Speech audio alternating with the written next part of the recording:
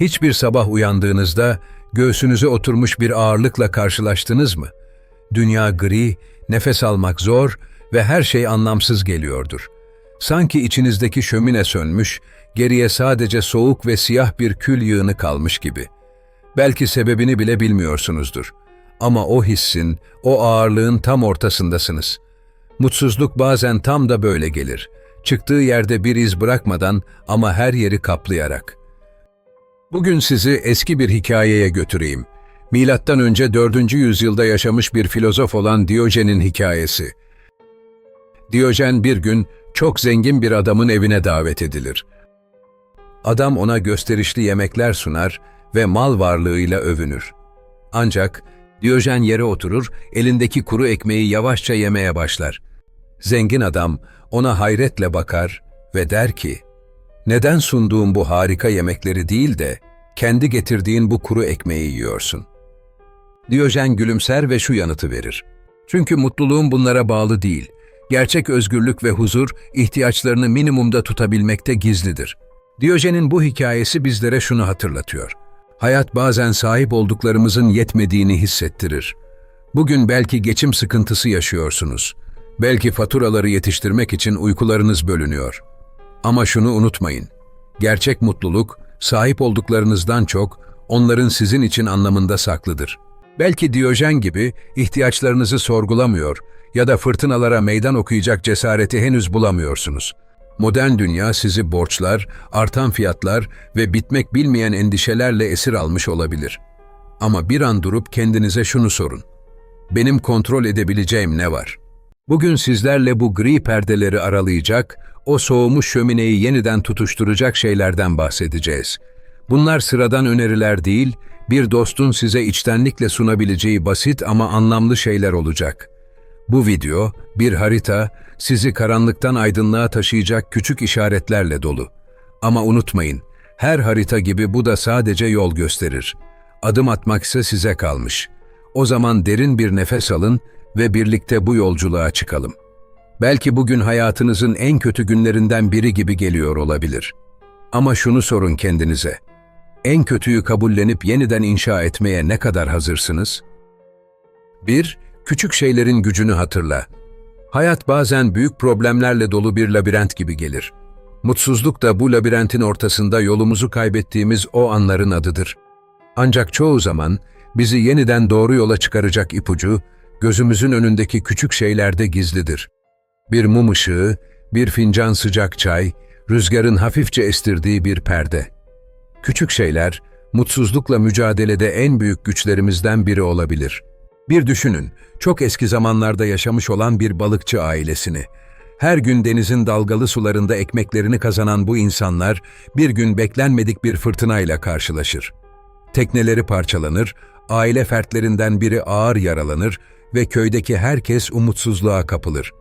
Ancak ailenin en küçük ferdi olan genç kız, annesine gidip der ki, "Babam bu gece ısınmazsa iyileşemez."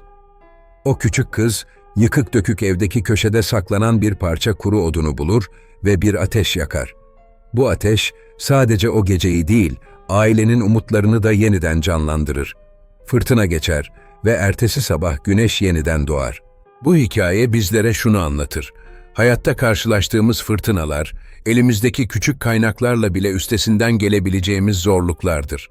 Sorun, büyük fırtınalar değil, o fırtınalar içinde umudu bulamamaktır. Modern dünyada bu küçük şeyler nedir? Belki pencerenizin kenarındaki bir saksı bitkisi. Ona dokunun, yapraklarının üzerinde gezinen su damlasını inceleyin. Belki sabah kahvaltısında içtiğiniz bir bardak çay. O çayın sıcaklığını avuçlarınızda hissedin. Ya da belki bir sokak kedisinin gözlerindeki masumiyet. Ona bir an için sevgiyle bakın. Küçük şeylerin farkına varmak, mutsuzluğunuzu yenmek için atacağınız ilk adımdır. Psikologlar, insan beyninin genelde negatif odaklı çalıştığını söylüyor. Yani beynimiz, güzel olanı değil, tehlikeli olanı fark etmeye programlanmıştır. Bu yüzden olumsuzlukları hızlıca görür, güzellikleri ise es geçeriz. Küçük şeylere odaklanmak, beynin bu alışkanlığını kırmanın ilk adımıdır. Basit bir uygulama önerisi. Her gün 3 küçük mutluluğunuzu yazın. Bu bir tebessüm, bir dostun mesajı ya da hoş bir melodi olabilir. Yazdıkça şunu fark edeceksiniz. Aslında hayat o kadar da karanlık değil. Unutmayın, küçük şeyler genelde bizi hayata bağlayan en güçlü köklerdir. O yüzden mutsuzluk içinde kaybolduğunuzda kendinize şu soruyu sorun. Bugün bana iyi gelebilecek bir küçük şey ne olabilir? Ve ardından onu bulun, hissedin, yaşayın. 2. Başkalarıyla bağlantı kurmanın gücü. Hayatın en karanlık anları genellikle yalnızlık hissiyle güçlenir. Mutsuz olduğumuzda içimize kapanır, kendimizi izole ederiz. Ancak bu, mutsuzlukla başa çıkmamızın önündeki en büyük engellerden biridir. İnsan, sosyal bir varlıktır. Ve bu dünyada bizi iyileştiren, ruhumuzu hafifleten şey, diğer insanlarla kurduğumuz bağlardır. Bu bağlar bazen güçlü bir arkadaşlık, bazen yabancı birinin gülümsemesi kadar basit olabilir. Eski çağlardan bir hikayeyi hatırlayalım. Büyük bir savaşın ardından bir asker, yaralı bir şekilde köyüne döner. Ancak döndüğünde evini ve ailesini kaybetmiş olduğunu öğrenir. Acısı o kadar büyüktür ki günlerce kimseyle konuşmaz, yemeden içmeden kesilir. Bir gün yaşlı bir kadın ona bir tas çorba getirir ve sessizce yanına oturur. Kadın hiçbir şey söylemez, sadece askerle beraber çorbayı içer. Bu basit ama anlamlı jest, askerin kalbinde bir kıvılcım çakar. O gün yalnız olmadığını, birilerinin onun acısını paylaştığını hisseder. Ve işte o kıvılcım askerin hayata dönmesine vesile olur. Bu hikaye bize başkalarıyla bağlantı kurmanın iyileştirici gücünü gösterir. Modern dünyada da bu geçerlidir.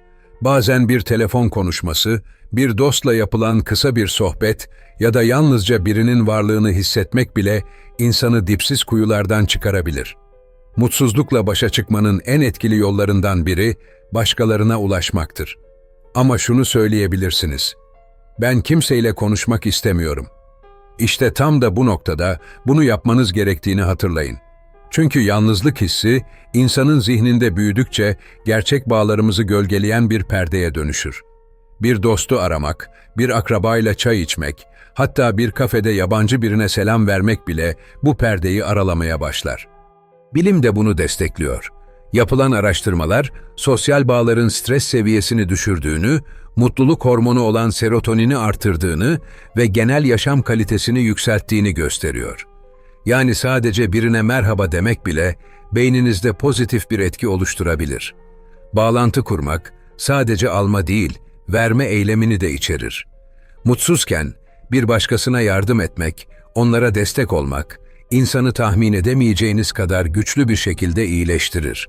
Örneğin bir komşunuzun ihtiyacı olduğunu duyduğunuzda küçük bir iyilik yapmak, belki de gününüzün dönüm noktası olabilir. Yardım etmek, bize değerli olduğumuzu ve başkalarının hayatında bir fark oluşturabileceğimizi hissettirir. Sosyal bağlar oluşturmak için büyük adımlar atmanıza gerek yok. Küçük bir mesaj, kısa bir görüşme, hatta sosyal medyada bir eski arkadaşınıza "nasılsın" demek bile bu zinciri başlatabilir. Unutmayın, mutsuzluk genellikle yalnızlıkla derinleşir ve başkalarıyla bağ kurarak azalır. Bugün sizden bir şey denemenizi istiyorum. Bir kişiyi arayın. Yakın bir dost, bir aile üyesi ya da uzun zamandır konuşmadığınız biri. Ona sadece "seni düşündüm, nasılsın" deyin. Bu basit eylemin hem sizin hem de karşı tarafın ruhunda yaratacağı değişimi göreceksiniz. Hayatta en büyük iyileştirici güç diğer insanlardır. O yüzden mutsuzluk içinde kaybolduğunuzu hissettiğinizde kendinize şu soruyu sorun: bugün birinin hayatına nasıl dokunabilirim? Bu sorunun cevabı sizin de mutsuzluğunuzdan bir parça kurtulmanıza vesile olacaktır. 3. Doğaya dön ve kendini yenile. Mutsuzluk çoğu zaman hayatın karmaşasında kaybolduğumuz anlarda ortaya çıkar.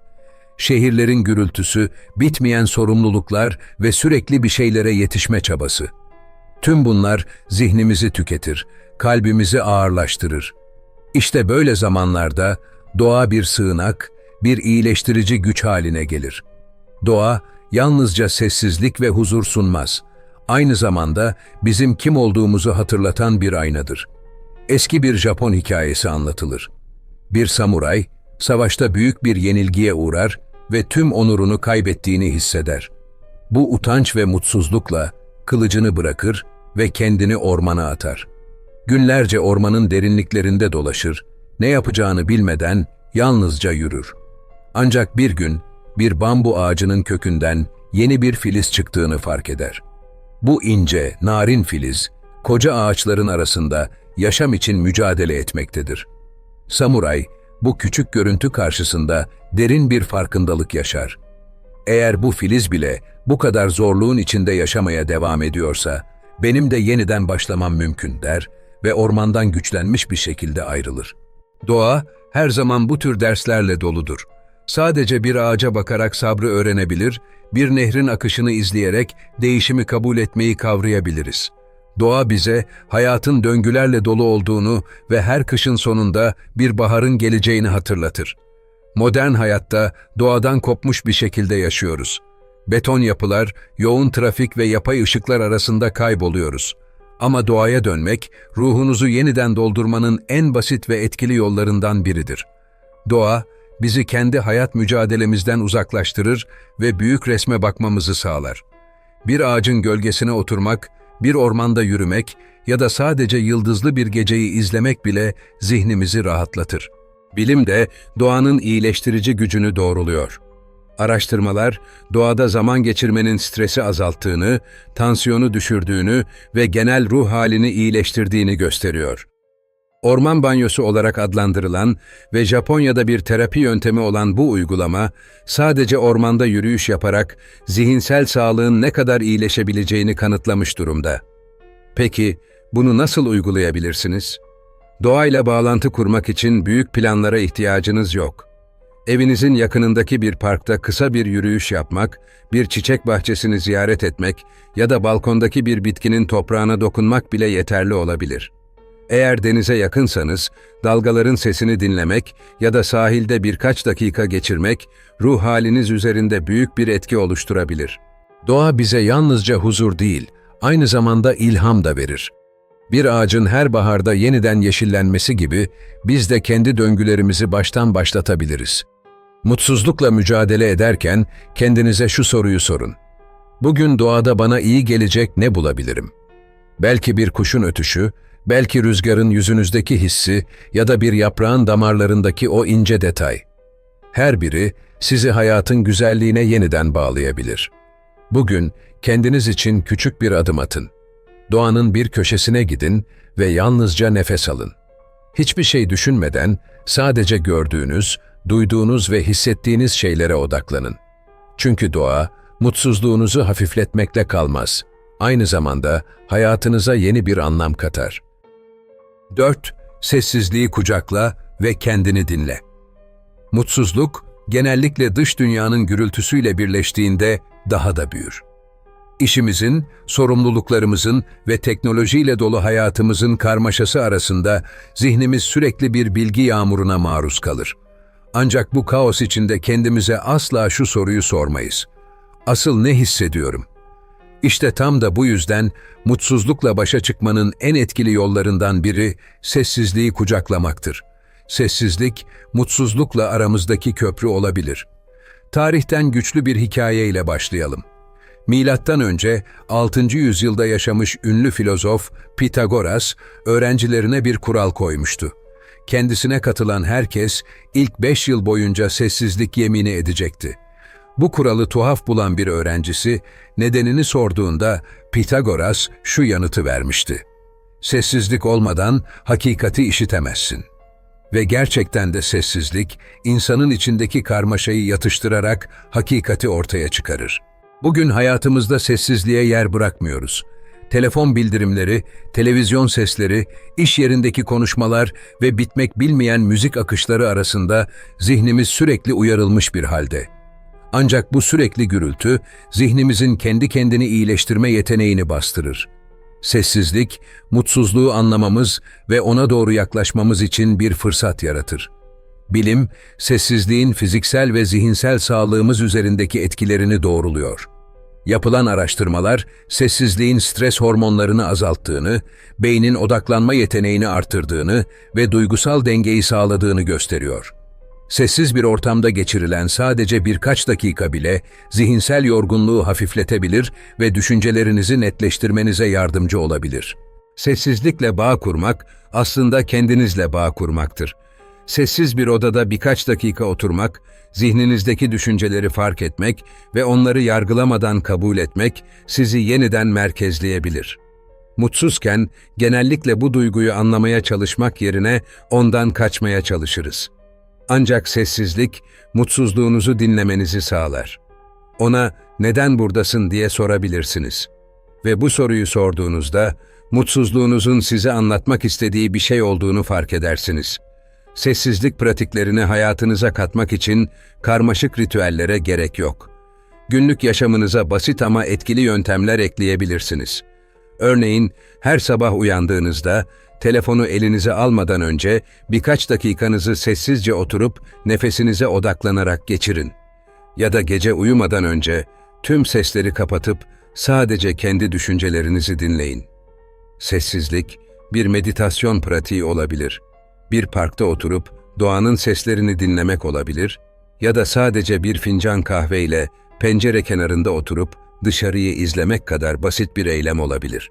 Sessizliği kucaklamak, aynı zamanda dış dünyadan kopmak değil, onunla yeniden bağ kurmaktır. Sessizlik içinde bir kuşun ötüşünü, bir yaprağın rüzgarda kıpırdanışını fark edebilirsiniz. Bu küçük detaylar, zihninizdeki karanlığı aydınlatacak birer fener gibidir. Bugün kendinize sessizlikle ilgili bir söz verin. Belki 10 dakika, belki yarım saat. Ama o süre boyunca tüm dış sesleri susturun ve sadece kendi iç sesinizi dinleyin. Göreceksiniz ki sessizlik size düşündüğünüzden çok daha fazlasını söyleyecek. 5. Kabullen ve bırak. Kontrol edemediğin şeylerin yükünden kurtul. Hayatta en büyük mutsuzluklardan biri, kontrol edemediğimiz şeylere takılıp kalmaktır. İnsan doğası gereği her şeyi düzeltmek, sorunları çözmek ve hayatı kendi istediği şekle sokmak ister.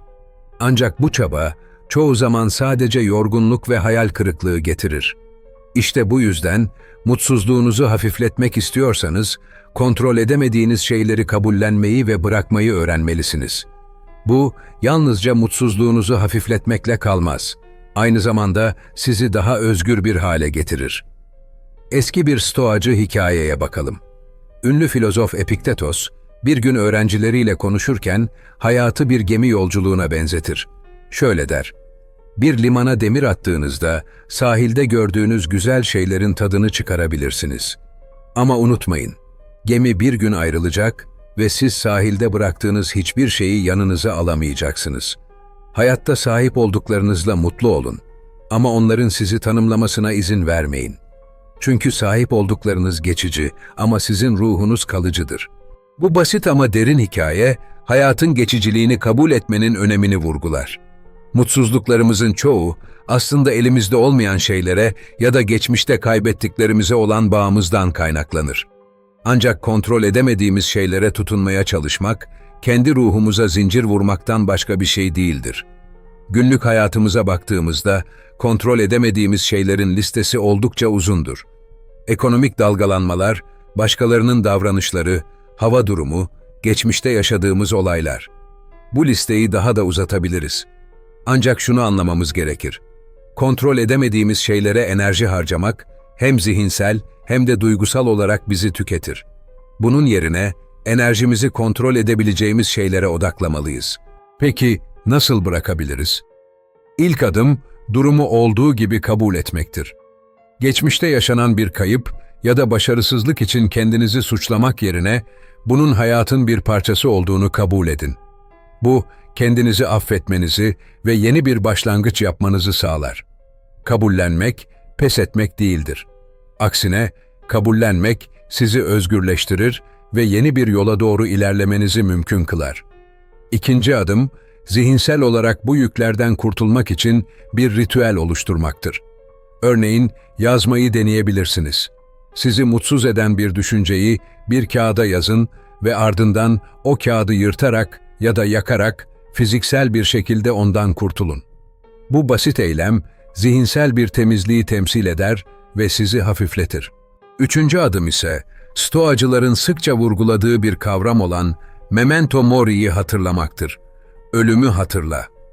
Hayatın geçici olduğunu, her anın değerli olduğunu ve sahip olduğunuz her şeyin bir gün kaybolabileceğini kabul etmek sizi hayata daha sıkı bağlar.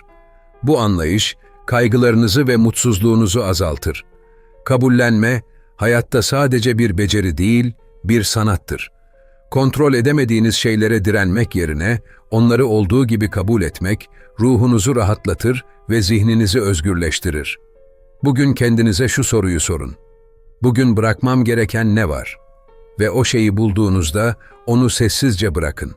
Çünkü bazen bırakmak, tutunmaktan çok daha güçlü bir harekettir. Unutmayın, bırakmak bir kayıp değil, bir özgürlük eylemidir. Kabullenin, bırakın ve hayatınıza yeni bir perspektiften bakmaya başlayın. 6. Kendine küçük iyilikler yap. Hayata yeniden bağlan. Mutsuz olduğumuzda genellikle kendimizi ihmal ederiz. Sanki kötü hissetmek, kendimize karşı daha sert olmamız gerektiğinin bir işaretiymiş gibi davranırız. Ancak bu yaklaşım, mutsuzluğun etkisini sadece derinleştirir. İşte böyle zamanlarda kendimize küçük ama anlamlı iyilikler yapmak, yeniden umut ve enerji bulmamız için güçlü bir adım olabilir. Hayatın içinde kendimize sunduğumuz bu küçük iyilikler, ruhumuzu hafifletir ve bizi yeniden güçlendirir. Bir yolculuğa çıkmış bir seyyahı düşünün. Yorgun, bitkin ve aç bir halde bir çeşmenin başında durur. Çeşmeden akan birkaç yudum su, onun yorgunluğunu alır ve yeniden devam edebilmesi için güç verir. Hayatımızda da benzer anlar vardır. Küçük bir dokunuş, küçük bir nefes alma fırsatı, o büyük mutsuzluğun yükünü hafifletebilir. Modern dünyada kendimize iyi davranmayı genelde büyük şeylerle ilişkilendiririz. Uzun tatiller, lüks hediyeler ya da büyük kutlamalar. Ancak kendimize iyi gelmek için bu kadar büyük adımlara gerek yok. Basit şeyler, ruh halimizi tahmin edemeyeceğiniz kadar etkileyebilir. Sabah pencerenizden dışarı bakıp güneşin doğuşunu izlemek, sevdiğiniz bir çayı yudumlamak, bir parkta kısa bir yürüyüş yapmak. Bunlar sıradan gibi görünse de kalbinize dokunacak kadar değerlidir. Psikologlar, bu tür küçük eylemlerin beyne pozitif etkiler yaptığını, mutluluk hormonu olan dopamini artırarak stresi azalttığını söylüyor. Üstelik bu tür eylemler hemen etkisini gösterdiği için mutsuzlukla başa çıkmada büyük bir avantaj sağlar. Örneğin, stresli bir günün ardından sıcak bir duş almak ya da sevdiğiniz bir şarkıyı dinlemek ruh halinizi anında iyileştirebilir. Peki, kendinize nasıl iyilik yapabilirsiniz? Öncelikle sizi mutlu eden şeyleri düşünerek başlayın. Belki bir çocukluk anınızı hatırlatacak bir tat, belki sevdiğiniz bir kokuyu taşıyan bir mum. Kendinize iyi gelmenin yolları tamamen size özeldir. Bunun bir lüks ya da bencillik olmadığını unutmayın. Aksine, bu ruhunuzu yeniden inşa etmenin bir parçasıdır. Bu iyilikleri hayatınıza düzenli bir şekilde katmak için basit bir ritüel oluşturabilirsiniz. Örneğin, her hafta kendinize bir kendime zaman ayırma günü ilan edin. Bu gün boyunca yalnızca kendiniz için bir şeyler yapmaya odaklanın. Bu, favori bir kitabınızı okumak, kısa bir yürüyüş yapmak ya da sadece sessiz bir köşede düşüncelerinizi dinlemek olabilir. Bu küçük anlar, zihinsel ve duygusal sağlığınız için güçlü birer destek olacaktır. Stoacı filozoflar bile kendimize şefkat göstermenin önemini vurgular. Marcus Aurelius'un şu sözleri bu durumu özetler. Kendi kendine karşı nazik olmayı öğren. Çünkü senin de dinlenmeye, huzura ve yenilenmeye ihtiyacın var. Kendinize karşı göstereceğiniz şefkat, aslında içsel gücünüzü yeniden inşa etmenin bir yoludur. Bugün kendinize bir iyilik yapmaya ne dersiniz? Belki sevdiğiniz bir çiçeğe bakmak, belki birkaç dakikanızı bir hobinize ayırmak. Bu küçük adımlar, mutsuzluğunuzu hafifletecek ve size yeniden güç verecektir. Kendinize şu soruyu sorun.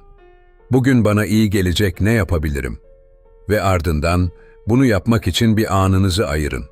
Unutmayın, kendinize iyi davranmak bir zayıflık değil, bir güçtür. Çünkü bu, kendinize verdiğiniz değerin en güçlü ifadesidir. Mutsuzlukla başa çıkmanın en etkili yollarından biri, kendinizi unutmamak ve kendinize içten bir şefkat göstermekten geçer. 7. Yeni bir bakış açısı kazan. Perspektif değiştirerek mutsuzluğu hafiflet. Mutsuzluk çoğu zaman olaylara tek bir açıdan bakmamızdan kaynaklanır. Zihnimiz, yaşadığımız olumsuzluklara saplanır ve başka bir ihtimali göremez hale gelir. Ancak hayatta aynı manzaraya farklı bir noktadan baktığınızda, gördüğünüz şeyin değiştiği gibi, düşüncelerimizi de başka bir açıdan değerlendirdiğimizde mutsuzluğumuzun ağırlığını hafifletebiliriz. Perspektif değiştirmek, mutsuzluğa meydan okumanın en güçlü yollarından biridir. Bir hikaye düşünelim. Antik Roma'da bir tüccar, deniz yoluyla çok değerli mallar taşırken fırtınaya yakalanır ve gemisi batar. Bütün mallarını kaybettiğinde kendini dünyanın en şanssız insanı olarak görür. Tüm kazancını kaybettiği için çevresine sürekli yakınır. Bir süre sonra başka bir gemi yolculuğu için davet edilir. Ancak bu kez geçmişte yaşadığı tecrübe nedeniyle hava koşullarını dikkatle kontrol eder ve tehlikeli bir hava raporu olduğunu öğrenir. Yolculuğu iptal eder. O gemi ise yola çıkar ve aynı rota üzerinde bir başka fırtınaya yakalanarak tamamen batar. Tüccar, hayatını ve geleceğini kaybetmekten bu sayede kurtulur. İşte o an fark eder ki, yaşadığı o ilk felaket aslında bir uyarı ve yeni bir dersin başlangıcıdır. Kaybettiğini sandığı şey, onun daha büyük bir kaybı önlemiştir. Bu hikaye, hayatın olumsuzlukları karşısında farklı bir açıdan bakmanın önemini bize hatırlatır. İlk bakışta kötü görünen bir olay, belki de daha büyük bir felaketin önüne geçmek için yaşanmış bir fırsattır. Perspektif değiştirdiğimizde, yaşananların ardındaki anlamı görme şansını elde ederiz. Peki, bunu nasıl yapabilirsiniz? İlk adım, yaşadığınız olayı objektif bir şekilde değerlendirmektir. Şöyle düşünün. Şu anda sizi üzen bu durum, bir yıl sonra sizin için ne ifade ediyor olacak? Bu soruyu sormak, olayın geçiciliğini anlamanıza ve duygusal yükünüzü azaltmanıza yardımcı olur. Stoacı filozoflar, özellikle Epiktetos, olaylar değil, onlara verdiğimiz anlamlar bizi üzer diyerek bu noktaya dikkat çeker. İkinci adım, bu olayın size bir ders verip vermediğini sorgulamaktır. Örneğin, bir başarısızlık, daha güçlü bir hazırlık yapmanız gerektiğini gösteriyor olabilir. Ya da bir kayıp, hayatta neyin daha önemli olduğunu fark etmenize vesile olabilir. Her durum bir öğretmendir. Sadece onu görmeye çalışmanız gerekir. Üçüncü adımsa, başkalarının gözünden bakmayı öğrenmektir. Empati, perspektif değiştirmenin en etkili yollarından biridir. Yaşadığınız olaya, bir dostunuz yaşamış olsaydı, ona nasıl bir tavsiye verirdiniz? Kendinize aynı tavsiyeyi uygulamak, duygusal yükünüzü hafifletebilir. Son olarak, büyük resme bakmayı deneyin. Hayatın küçük detaylarında boğulduğunuzda, mutsuzluk dev bir dağ gibi görünebilir. Ancak biraz geri çekilip büyük resme baktığınızda, bu dağın aslında hayatınızın genel akışı içinde ne kadar küçük bir yer kapladığını fark edebilirsiniz. Bu farkındalık, yükünüzü hafifletecektir. Bugün kendinize bir görev verin. Sizi üzen bir olaya başka bir açıdan bakmaya çalışın. Bu olayın size öğrettiği şey ne olabilir? Belki sizi daha güçlü, daha dikkatli ya da daha sabırlı biri yapıyordur. Perspektif değiştirdiğinizde, hayatın aslında size birçok ders ve fırsat sunduğunu göreceksiniz. Unutmayın, bakış açınız hayatınızdaki gerçekliği belirler. Mutsuzluk içinde kaybolduğunuzu hissettiğinizde, kendinize şu soruyu sorun. Bu durum bana ne öğretebilir? Çünkü bazen sorunlarınızın çözümü sadece bir adım geriye çekilip olaylara başka bir açıdan bakmak kadar basittir. 8. Bir geceliğine kendine özgürlük ver. Hayatın akışına bırak. Mutsuzluk, genellikle hayatın üzerimize yüklediği sorumluluklardan, rutinlerden ve sürekli bir şeyleri kontrol etme çabamızdan kaynaklanır. Kendimizi bitmek bilmeyen bir görev listesine bağlı hissederiz. Ancak bu durum bizi yalnızca daha fazla yorar ve zihinsel olarak tüketir. İşte böyle zamanlarda kendinizi bir geceliğine özgür bırakmak, mutsuzluğunuzu hafifletebilir ve hayatı daha farklı bir açıdan görmenizi sağlayabilir. Eski bir hikayeyi hatırlayalım. Antik Yunan'da bir şair sürekli olarak eserlerini mükemmelleştirmeye çalışıyordu. Günlerini yazmakla, düzenlemekle ve eleştirmekle geçiriyordu. Ancak bir gün kendi içindeki tükenmişliği fark etti. O gece bir köy şenliğine katılmaya karar verdi. İlk başta bu fikre direndi. Çünkü işlerini aksatacağını düşündü. Ama sonra bir an için hayatın sadece görevlerden ibaret olmadığını fark etti. Şenlikte dans etti, şarkılar söyledi ve hayatın hafifliğini yeniden hissetti. Ertesi sabah zihni daha berraktı ve eserlerine daha güçlü bir enerjiyle döndü. Bu hikaye hepimize şu önemli mesajı verir. Bazen durup hayatın akışına karışmak en büyük yenilenme kaynağıdır. Hayatın sorumlulukları içinde kaybolmuş hissediyorsanız, bir geceliğine kendinizi özgür bırakmayı deneyin. Bu, sizi mutsuzluğun pençesinden kurtarabilecek güçlü bir adımdır. Kendinize özgürlük vermek için büyük planlara ya da uzun tatillere ihtiyacınız yok. Bazen sadece bir akşamı tamamen kendi zevklerinize ayırmak bile yeterlidir. Bir film izlemek, sevdiğiniz bir yemeği yapmak, gece yarısı yürüyüşe çıkmak ya da sadece hiçbir şey yapmadan oturmak. Bu basit eylemler, hayatın üzerinizdeki baskısını hafifletebilir. Kendi özgürlük gecenizi planlamak için önce kendinize şu soruyu sorun. Bugün ne yapmak istiyorum? Belki bir şeyler yazmak, belki hiç denemediğiniz bir yemek yapmak, belki de sadece yıldızlara bakmak. O an için size iyi gelecek olan neyse ona odaklanın. Kendinizi yargılamadan, sorgulamadan sadece anın keyfini çıkarın.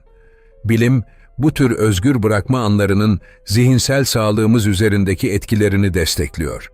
Araştırmalar, bilinçli bir şekilde boş zaman yaratmanın stresi azalttığını, yaratıcılığı arttırdığını ve genel mutluluk seviyesini yükselttiğini gösteriyor. Hayatın temposundan bir an olsun sıyrıldığınızda, zihninizin ve bedeninizin kendini yenilemesine izin vermiş olursunuz.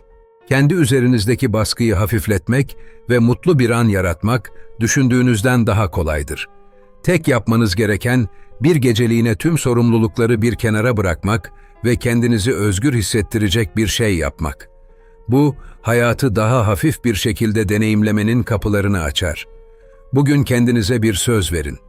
Bir geceliğine her şeyi bırakın ve sadece kendiniz için bir şeyler yapın. Göreceksiniz ki, bu kısa özgürlük anı sizi daha mutlu ve daha enerjik bir hale getirecek. Unutmayın, hayatta her şeyin dengesi var ve bazen sadece durmak ve kendinize alan tanımak, mutsuzluğu yenmenin en etkili yoludur. 9. Bir kitapçıya git ve rastgele bir kitap aç. Hayatın sana fısıldadıklarını dinle. Hayat bazen karanlık bir labirent gibi gelir. Yolu bulmak için çabalarsınız ama her adımda daha da kaybolmuş hissedersiniz. Mutsuzluk böyle anlarda derinleşir ve yolunuzu tıkayan bir duvar gibi karşınıza çıkar. İşte böyle zamanlarda hayatın size sunduğu küçük işaretleri fark etmek gerekir. Bu işaretlerden biri de kitapların dünyasında gizlidir. Bir kitapçıya gitmek ve rastgele bir kitabın sayfalarını açmak, ruhunuzu beklenmedik bir şekilde aydınlatabilir. Bir hikaye anlatayım. Londra'nın soğuk ve yağmurlu bir gününde kendini umutsuz hisseden genç bir adam bir kitapçıya girer. O anda ne aradığını bilmez. Sadece kalabalıktan kaçmak ve biraz huzur bulmak istemektedir. Rafların arasında dolaşırken eline rastgele bir kitap alır ve bir sayfa açar. Sayfadaki şu cümle gözlerine çarpar.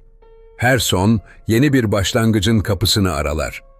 Bu cümle tam da o anda ihtiyacı olan şeydir. Kitabı satın alır ve okudukça o cümle hayatında bir dönüm noktası olur.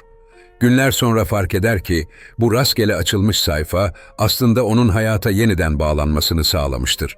Kitapların büyüsü bazen ihtiyaç duyduğunuz şeyleri hiç beklemediğiniz anda size sunmalarındadır. Bir kitapçıya gitmek ve rastgele bir kitabı elinize almak, mutsuzlukla başa çıkmanın etkili ve ilham verici bir yoludur. Çünkü kitaplar sadece bilgi taşımaz, aynı zamanda hayatın anlamını, ruhunuzu besleyen hikayeleri ve umut dolu mesajları da barındırır. Peki, bu basit ama güçlü alışkanlığı nasıl uygulayabilirsiniz? Bir kitapçıya gidin ya da evinizdeki kitaplara göz atın. Elinize ilk gelen kitabı alın ve bir sayfa açın. Rastgele açtığınız bu sayfa sizin için bir rehber gibi çalışabilir. Oradaki bir cümle, bir hikaye ya da bir paragraf hayatınıza bambaşka bir bakış açısı kazandırabilir. Bu yöntemin en güzel yanı tamamen sürprizlerle dolu olmasıdır. Kitap okumanın psikolojik ve duygusal faydaları bilimsel olarak da kanıtlanmıştır.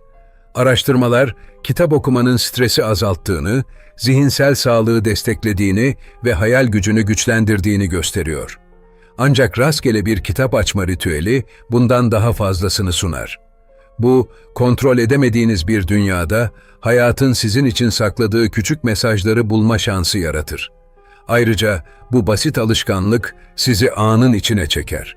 Bir kitapçının raflarında dolaşırken hissettiğiniz huzur, açtığınız sayfaların kokusu ve parmaklarınızın arasında hissettiğiniz kağıt, sizi yaşamın karmaşasından uzaklaştırır.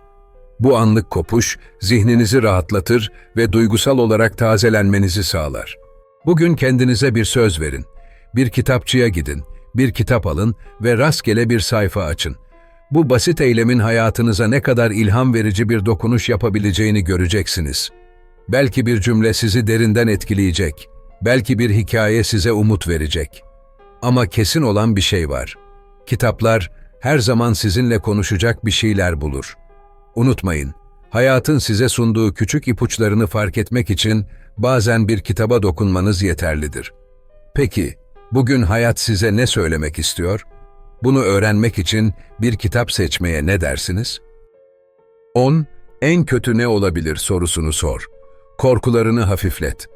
Hayatta mutsuzluğun temel sebeplerinden biri, belirsizlik karşısında duyulan korkudur. Zihnimiz, henüz gerçekleşmemiş olayları, felaket senaryolarına dönüştürme konusunda ustadır. Ancak bu korkuların çoğu, gerçek olmaktan çok, zihnimizin yarattığı varsayımlardır. İşte böyle zamanlarda, kendinize basit ama etkili bir soru sormanız gerekir. En kötü ne olabilir? Bu sorunun gücünü anlamak için Stoacı filozof Seneca'nın bir pratiğine bakalım. Seneca, zaman zaman tüm konforundan vazgeçerek basit bir yaşam sürerdi. Yalnızca en temel ihtiyaçlarını karşılayarak yaşadığı bu günlerde kendine şu soruyu sorardı. Eğer her şeyimi kaybedersem, hayatımı bu şekilde devam ettirebilir miyim?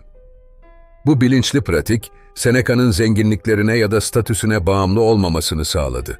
Çünkü o, en kötü durumda bile hayatta kalabileceğini bilerek korkularını aşmıştı. En kötü ne olabilir sorusu, mutsuzlukla mücadelede bir dönüm noktasıdır. Çünkü bu soru, korkularınızı netleştirmenize ve onları olduğundan daha büyük gösteren zihinsel sis perdesini kaldırmanıza yardımcı olur. Örneğin, bir başarısızlık korkusu yaşıyorsanız, bu korkuyu somutlaştırarak şu soruyu sorun. En kötü ne olabilir? Belki planlarınız istediğiniz gibi gitmeyecek, belki bir süre zorlanacaksınız ama sonunda yeniden bir yol bulacaksınız. Bu soruyu sorduğunuzda, korkularınızın düşündüğünüz kadar korkutucu olmadığını fark edersiniz. Bu soruyu sormanın bir diğer faydası da size bir çözüm üretme fırsatı vermesidir. En kötü senaryoyu düşündüğünüzde, onunla başa çıkma yollarını daha net görebilirsiniz. Örneğin, ekonomik sıkıntılarla ilgili bir kaygınız varsa, en kötü ne olabilir diye sorduğunuzda, muhtemelen geçici bir süre zorluk yaşayacağınızı ve ardından bir çözüm bulacağınızı fark edersiniz. Bu, korkularınızı somutlaştırarak onları yönetilebilir hale getirir. Ayrıca, bu soru size büyük bir farkındalık kazandırır. Hayatta her şey geçicidir. Bugün sizi endişelendiren, mutsuz eden durum, zamanla değişecek ve hayatın akışı içinde yerini başka şeylere bırakacaktır. Stoacı filozof Epiktetos'un dediği gibi, hayatta sizi rahatsız eden şey, olayların kendisi değil, onlara yüklediğiniz anlamdır. Bu anlayış, mutsuzlukla başa çıkmanızda büyük bir adım atmanızı sağlar. Bu pratik, sadece zihinsel değil, fiziksel olarak da uygulanabilir. Kendinizi korkularınızla yüzleştirecek bir deneyime dahil edin. Örneğin, konfor alanınızın dışına çıkacak bir şey yapın. Bir toplantıda fikirlerinizi paylaşın, birine hayır deyin ya da yeni bir şeye adım atın. Bu küçük cesaret adımları, korkularınızı aşmanıza ve mutsuzluğunuzu hafifletmenize yardımcı olur. Bugün kendinize şu soruyu sorun. En kötü ne olabilir? Ve ardından bu soruya dürüstçe cevap verin. Muhtemelen düşündüğünüz kadar kötü olmadığını fark edeceksiniz. Çünkü korkularınızı somutlaştırmak, onları yönetebilmenin ilk adımıdır. Unutmayın, korkular çoğu zaman bilinmeyenden doğar. Onlarla yüzleştiğinizde hem korkularınızın hem de mutsuzluğunuzun etkisi azalır. O yüzden bir dahaki sefere kaygılar zihninizi ele geçirdiğinde bu soruyu kendinize sorun ve cevapların sizi nasıl rahatlattığını görün. Hayatın karanlık anlarına bir ışık yak. Mutsuzluk, hepimizin hayatında bir noktada karşılaştığı bir misafir. Bazen davetsiz, bazen kalıcı gibi görünür. Ama unutmayın, hiçbir karanlık sonsuza dek sürmez.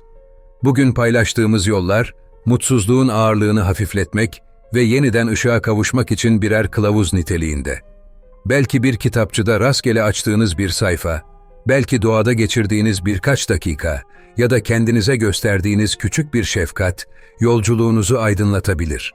Hayatın her anı bir döngüden ibarettir. Mutsuzluk da bu döngünün bir parçası. Ama onun içinden geçerken her adımda biraz daha güçlenirsiniz. Unutmayın, en karanlık anlar bile size büyüme ve değişim fırsatları sunar. Önemli olan, bu anlarda kendinize biraz alan tanımak ve yaşamın sunduğu küçük güzellikleri fark etmektir. Bu video sizin için sadece bir rehber. Söylediğimiz her şey bir tohum gibi. Onu büyütmek ve hayata geçirmek sizin elinizde. Şimdi size soruyorum. Bugün bu yöntemlerden hangisini denemeye hazırsınız? Kendinize bu soruyu sorun ve harekete geçmek için küçük bir adım atın. Eğer bu içerik sizin için faydalı olduysa, lütfen düşüncelerinizi bizimle paylaşın. Aşağıdaki yorumlar kısmına bu yöntemlerden hangisinin sizin için daha etkili olabileceğini yazabilir ya da kendi önerilerinizi paylaşabilirsiniz. Çünkü her yorum başka birine ilham verebilir. Ayrıca bu tür içeriklerin devamı için kanalımıza abone olmayı ve bu videoyu beğenmeyi unutmayın. Bu hem bizim motivasyonumuzu artırır hem de daha fazla kişiye ulaşmamıza yardımcı olur. Unutmayın, belki de bu video başka birinin hayatında ihtiyaç duyduğu küçük bir ışık olabilir. Son olarak size bir hatırlatma yapmak istiyorum. Bu yolculukta asla yalnız değilsiniz. Hayatın zorluklarına karşı birlikte güçlenebiliriz. O yüzden bu video size iyi geldiyse arkadaşlarınızla paylaşmayı da unutmayın. Birlikte büyümek ve birbirimize destek olmak için burada olduğumuzu unutmayın. Şimdi derin bir nefes alın, içinizdeki gücü hatırlayın ve hayata yeniden sarılın. Peki, bugün kendinize nasıl bir iyilik yapacaksınız? Cevabınızı yorumlarda bekliyoruz.